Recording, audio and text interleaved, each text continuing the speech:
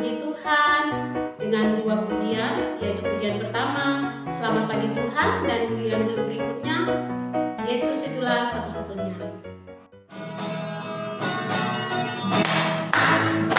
Selamat pagi Tuhan, tak lupa terima kasih.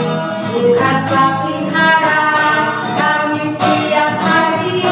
Matahari bersinar, burung-burung bernyanyi, bertambah indahnya. Yesus itulah penolongku yang tunggu. Dia berjanji akan kembali angkat kita semua. Oh, haleluya, puji Tuhan, Bapa berkat di surga. Oh, haleluya, puji Tuhan, Bapa berkat di surga. Ya, adik-adik, kita akan memulai ibadah di saat pagi hari ini. Untuk itu kita bersatu dalam doa pembukaan. Berdoa mulai. Tuhan Yesus yang baik, terima kasih karena Tuhan sudah jaga kami hingga pagi hari ini. Kami bisa berkumpul kembali untuk beribadah sekolah minggu. Kami berdoa, biarlah ibadah sekolah minggu kami di hari ini dari awal, pertengahan, hingga berakhirnya kami peralaskan hanya dalam nama Bapa, Anak, dan Roh yang Kudus. Amin. Adik-adik, kita pagi ini akan mendengarkan firman Tuhan. Untuk itu Kak Kamila ajak kita menyanyi pujian yang mengatakan baca kitab suci doa tiap hari.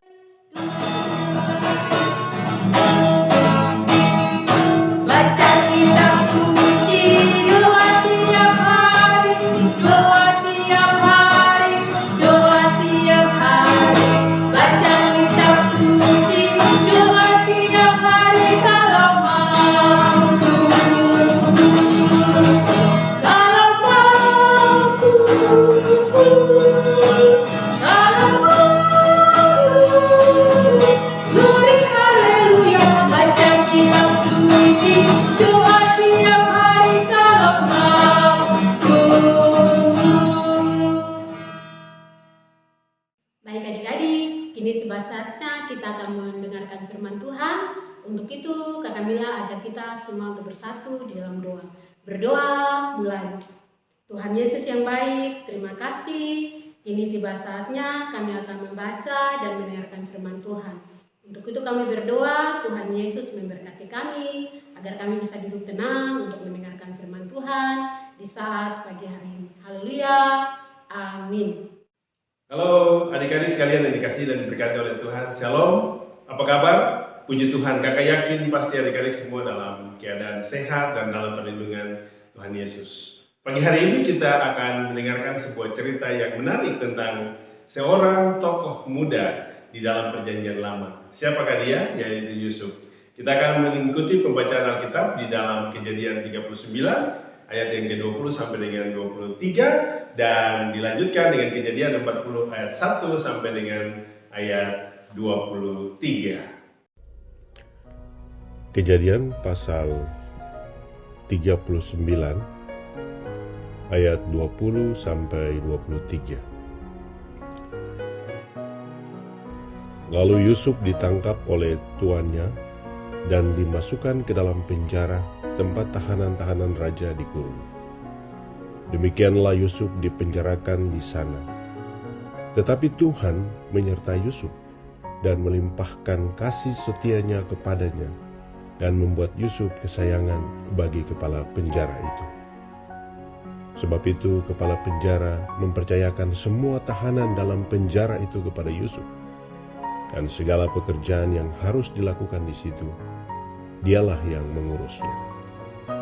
Dan kepala penjara tidak mencampuri segala yang dipercayakannya kepada Yusuf, karena Tuhan menyertai dia, dan apa yang dikerjakannya dibuat Tuhan berhasil. Kejadian 40 ayat 1 sampai 23. Mimpi juru minuman dan juru roti. Sesudah semuanya itu terjadilah bahwa juru minuman Raja Mesir dan juru rotinya membuat kesalahan terhadap tuannya, Raja Mesir itu. Maka murkalah Firaun kepada kedua pegawai istananya, kepala juru minuman dan kepala juru roti itu. Ia menahan mereka dalam rumah kepala pengawal raja, dalam penjara tempat Yusuf dikurung. Kepala pengawal raja menempatkan Yusuf bersama-sama dengan mereka untuk melayani mereka. Demikianlah mereka ditahan beberapa waktu lamanya. Pada suatu kali, bermimpilah mereka keduanya, baik juru minuman maupun juru roti Raja Mesir, yang ditahan dalam penjara itu. Masing-masing ada mimpinya. Pada satu malam juga, dan mimpi masing-masing itu ada artinya sendiri.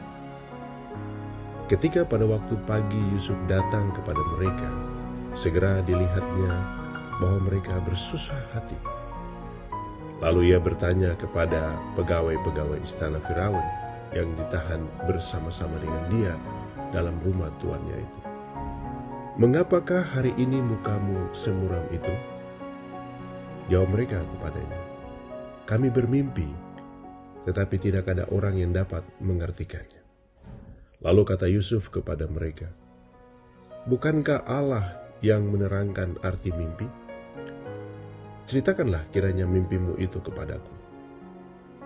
Kemudian juru minuman itu menceritakan mimpinya kepada Yusuf, katanya, "Dalam mimpiku itu tampak ada pohon anggur di depanku. Pohon anggur itu ada 3 carangnya, dan baru saja pohon itu bertunas, bunganya sudah keluar, dan tandan-tandannya penuh buah anggur yang ranum. Dan di tanganku ada piala Firaun. Buah anggur itu kuambil, lalu kuperas ke dalam piala Firaun. Kemudian kusampaikan piala itu ke tangan Firaun." Kata Yusuf kepadanya, "Beginilah arti mimpi itu. Ketiga carang itu artinya 3 hari. Dalam 3 hari ini Firaun akan meninggikan engkau dan mengembalikan engkau ke dalam pangkatmu yang dahulu, dan engkau akan menyampaikan piala ke tangan Firaun seperti dahulu kala, ketika engkau jadi juru minumannya.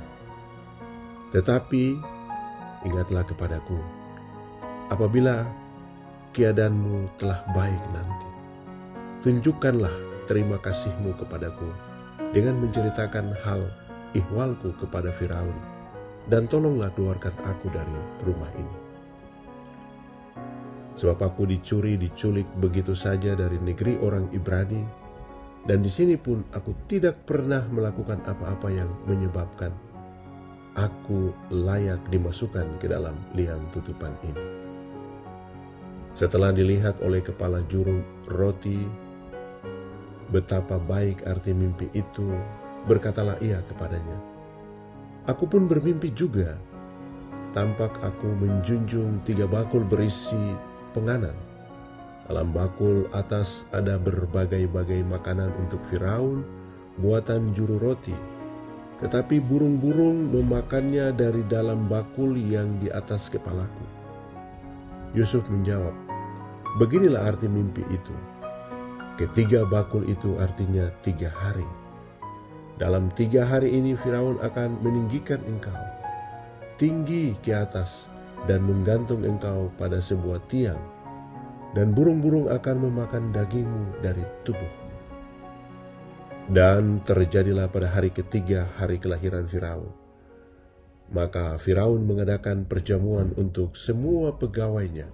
Ia meninggikan kepala juru minuman dan kepala juru roti itu di tengah-tengah para pegawainya. Kepala juru minuman itu dikembalikannya ke dalam jabatannya, sehingga ia menyampaikan pula piala ke tangan Firaun. Tetapi kepala juru roti itu digantungnya, seperti yang ditakbirkan Yusuf kepada mereka. Tetapi Yusuf tidaklah diingat oleh kepala juru minuman itu, melainkan dilupakannya. Ya, adik-adik sekalian yang dikasih oleh Tuhan, dari pembacaan Alkitab yang kita dengar, di sana dikisahkan di dalam pasal 39 ayat 20 sampai 23 bahwa Yusuf ada di sebuah rumah, ya, rumah Potifar, kemudian dia dimasukkan ke dalam penjara karena dituduh melakukan sesuatu yang jahat. Padahal Yusuf tidak melakukan hal tersebut. Yusuf dimasukkan ke dalam penjara, tetapi ketika dia ada di dalam penjara, ternyata dia berjumpa dengan orang-orang yang berbeda dengan dia dari kerajaan Mesir pada waktu itu. Dan ada seorang yang disebut sebagai juru minuman dan ada seorang yang disebut sebagai juru roti dari raja. Nah, mereka ini ada dalam penjara bersama-sama dengan Yusuf. Ketika mereka ada di dalam penjara, Yusuf menemukan mereka bahwa muka kedua orang ini kelihatannya muram. Mereka sepertinya ada punya sebuah masalah yang mereka simpan dan mereka tidak bisa menceritakan itu kepada orang lain. Karena Yusuf melihat muka mereka itu dalam kondisi murung dan sepertinya mereka tidak bahagia, Yusuf bertanya kepada mereka, "Adakah kalian punya masalah? Mengapa mukamu murung seperti itu?" Lalu mereka ini menjawab, "Ya, kami punya masalah. Kami punya sebuah mimpi, tetapi kami tidak tahu kira-kira kami harus menceritakan kepada siapa." Lalu Yesus berkata kepada mereka, "Bukankah Allah di surga tahu tentang berbagai-bagai mimpi?" Lalu Yesus berkata kepada mereka, "Coba ceritakan kepada saya, apa mimpi kalian?" Lalu juru minuman ini bercerita kepada Yusuf bahwa dia bermimpi, dia mengambil minuman kepada raja, dan di dalam apa yang dia lakukan itu kepada raja, dia membawa 3 cawan yang berisi anggur, dan ketiga cawan itu kemudian dia peras anggur dan dia antar kepada raja. Kemudian raja menikmati minuman anggur itu. Lalu Yusuf berkata kepada juru minuman itu, "Mimpi itu berarti bahwa dalam waktu 3 hari nanti, raja akan mengembalikan engkau kepada kedudukanmu yang semula sebagai juru minuman, dan engkau akan kembali mengantar minuman anggur kepada raja." Wah, tentunya hati juru minuman pasti senang karena dia mendapatkan arti daripada mimpinya yang mengembirakan hatinya. Tetapi si juru roti ini di sisi yang lain mendengar bahwa apa yang disampaikan oleh Yusuf ini sesuatu yang baik menurut pandangan dia. Lalu dia berinisiatif untuk dia menceritakan apa yang menjadi mimpinya. Lalu dia menceritakan bahwa dia juga bermimpi bahwa dia memikul bakul yang berisi roti, dan bakul yang berisi roti itu tiba-tiba ketika dia memikul, datanglah burung gagak dan burung gagak itu memakannya. Nah, adik-adik sekalian yang dikasih oleh Tuhan, Yusuf menjawab kepada si juru roti bahwa arti daripada mimpi itu adalah ketika tiba waktunya, yaitu 3 hari, nanti raja akan mengangkat engkau tinggi-tinggi. Tetapi bukan kembali kepada kedudukan menjadi juru roti, tapi akan angkat tinggi-tinggi dan digantungkan. Kemudian dia akan dihukum mati. Nah, adik-adik sekalian, pada waktu juru roti mendengar itu pasti hatinya akan sedih. Beda dengan si juru minuman tadi yang akan dikembalikan kepada kedudukannya menjadi juru minuman, dan dia akan mengantar anggur kepada raja untuk raja ini.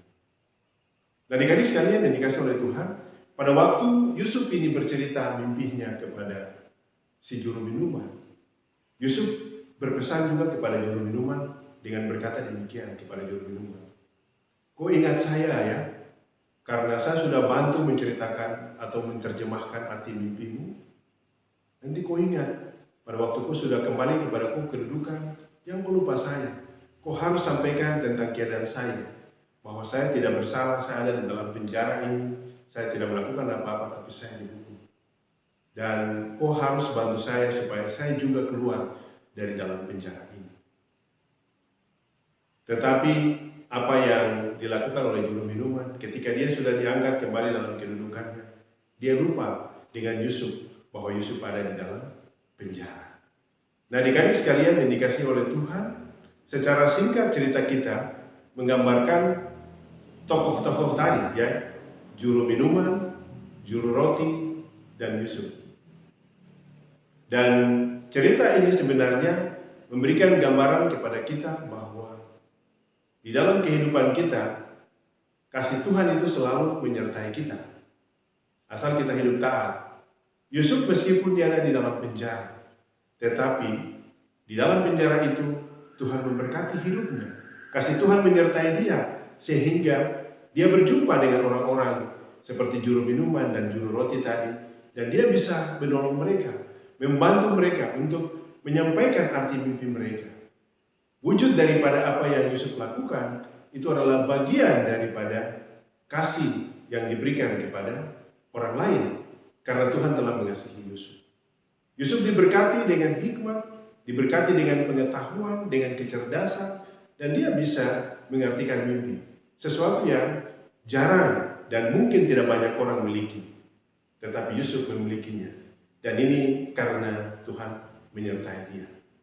Adik-adik sekalian yang dikasihi dan diberkati oleh Tuhan, meskipun ketika Yusuf meminta pertolongan daripada si juru minuman tadi, juru minuman itu lupa tentang keadaan Yusuf, tetapi Tuhan tidak lupa dengan apa yang Yusuf lakukan. Tuhan mengasihi Yusuf dan Tuhan menolong dia. Karena itu adik-adik sekalian yang dikasihi oleh Tuhan, dari kisah yang kita dengar ini, ada beberapa pesan penting yang kita bisa belajar daripada kisah Yusuf ini. Pesan yang pertama bagi adik-adik sekalian adalah bahwa jangan kita takut menghadapi segala situasi dalam kehidupan kita. Karena kalau kita berdoa dan kita mengandalkan Tuhan, maka Tuhan akan menolong kita, melepaskan kita dari persoalan-persoalan yang kita hadapi. Kita tidak perlu takut untuk menghadapi situasi di sekeliling kita. Karena kita percaya kasih Tuhan pasti menyertai kehidupan kita. Yang kedua, adik-adik sekalian yang dikasihi oleh Tuhan, kita juga harus belajar untuk menolong orang lain. Berbuat baik seperti yang Yusuf lakukan kepada juru minuman dan juru roti. Dari apa yang kita punya, berkat yang Tuhan kasih kepada kita, kita juga harus berbagi dengan orang lain.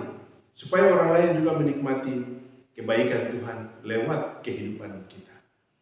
Hal yang ketiga, adik-adik yang dikasihi oleh Tuhan, meskipun orang yang kita tolong, dia melupakan kita, tetapi kita tidak boleh membenci dia, kita juga tidak boleh memarahi dia, kita juga tidak boleh memusuhi dia. Kita harus tetap mengasihi dia. Karena kalau kita mengasihi dia, maka kasih Tuhan juga akan menjadi bagian dalam kehidupan kita. Ingat bahwa kasih Kristus, kasih Allah selalu akan menyertai kehidupan kita. Seperti yang dilakukannya kepada Yusuf, demikian kasih itu juga akan menjadi bagian dalam kehidupan adik-adik, kakak, dan kita sekalian. Karena kasih Yesus itu adalah kasih yang tidak menuntut balas. Kasih agape, kasih yang dilakukan, diberikan dengan cuma-cuma. Barang siapa yang menerimanya, maka dia akan mendapati sesuatu yang baik dalam hidupnya. Tuhan memberkati adik-adik dengan firman-Nya. Amin. Adik-adik, kita akan mengumpulkan persembahan, merespon firman Tuhan yang telah kita dengar tadi bersama-sama. Untuk itu, kakak pengasuh mengajak adik-adik semua, kita mengangkat pujian mengatakan, daki gunung yang tinggi.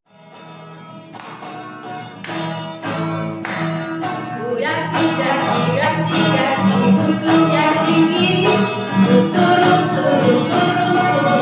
yang dalam, melintasi padang rumput hijau membentang. Yesus besertamu, di kanan kau ada, di kiri kau ada, di atasnya, di bawah.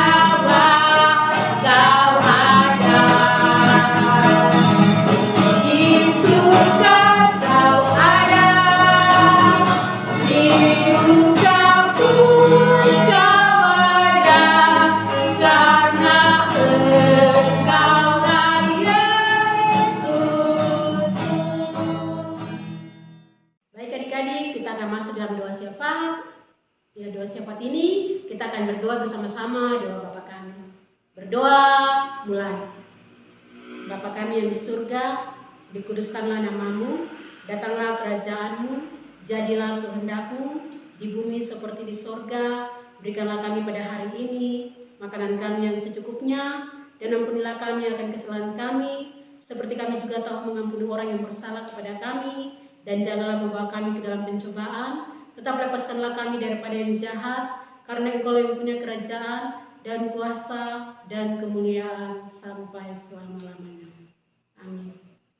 Baik adik-adik, ibadah kita akan selesai. Untuk itu Kakak Mila ajak kita mengangkat pujian yang menyatakan Bapa terima kasih. Kita mengangkat pujian ini dalam sikap doa.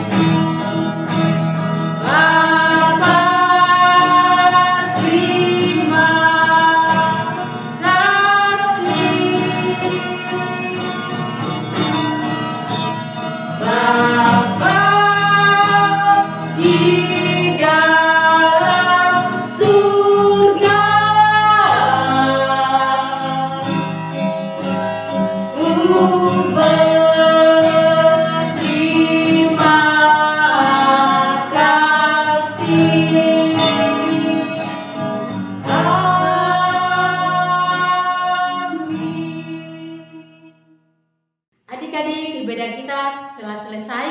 Jangan lupa ya, hafal ayat hafalan untuk minggu ini.